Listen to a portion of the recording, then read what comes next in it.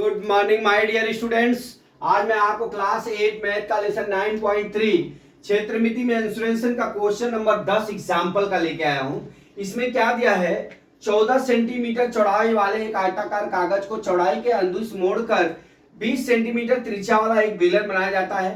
बेलन का आयतन ज्ञात कीजिए आकृतिक 9.3 में। ठीक है, बाई का मान कितना दिया हुआ है, 22/7 दिया हुआ। ठीक है, देख लीजिए, जब ये आयताकार है, ये जब आयताकार कागज है, भाग है, इसको मोड़कर हम अनुदिश काटते हैं, मतलब खड़ा काटते हैं, तो जो इसकी 14 सेंटीमीटर जो इसकी चौड़ाई हो जाएगी, वही जो है बेलन की ऊंचाई हो जाएगी। ठीक है, वही बेलन की ऊंचाई हो जाएगी। अब हमारा फिगर में क्या दिया है, आकृति में हमारा बेलन का, यहां लिख लेते हैं, बेलन की त्रिज्या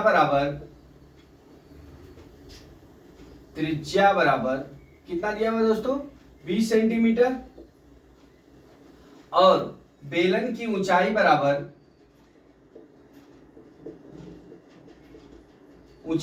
कितना दिया, 14 सेंटीमीटर। ठीक है, अब यहां से हम बेलन का आयतन बराबर निकालेंगे। क्या निकालेंगे, आयतन।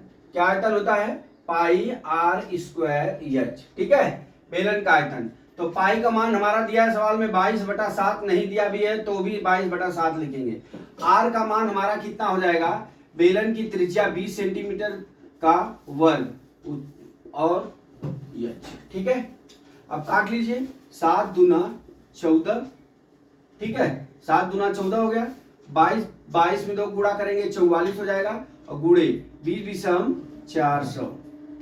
ठीक है, अब गुणा कर लीजिए, 2 जीरो रख लीजिए, 4 चौका 16 को 6 हाथ में आए, 1 4 चौका 16, 1 17 सेंटीमीटर क्यूब।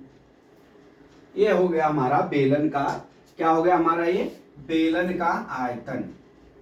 बेलन का, ठीक है। तो दोस्तों इसमें कुछ करना नहीं था। इसमें क्या था, जब ये आयताकार भाग को हम अनुदिश मतलब खड़ा जब काटेंगे, तो जो ये इसका आयताकार भाग की चौड़ाई होगी, वही बेलन की ऊंचाई होगी। खाली आपको ये ध्यान रखना है। और बेलन की त्रिज्या दिया हुआ है 20 सेंटीमीटर। ठीक है, तो बेलन का आयतन का सूत्र हम जो जानते हैं, पाई आर स्क्वायर एच बराबर 2, तो पाई आर स्क्वायर एच होता है। अब हम जो मान दिया है उसमें हम रख लेंगे, रखने के बाद काटेंगे तो हमारा कितना आ जाएगा, 17,600 सेंटीमीटर क्यूब आएगा। इस तरह से दोस्तों हमने सवाल आपको समझा दिया। अगला सवाल कल मैं फिर लेके आता हूं। जय मां सरस्वती, जय भारत माता, जय जवान, जय किसान।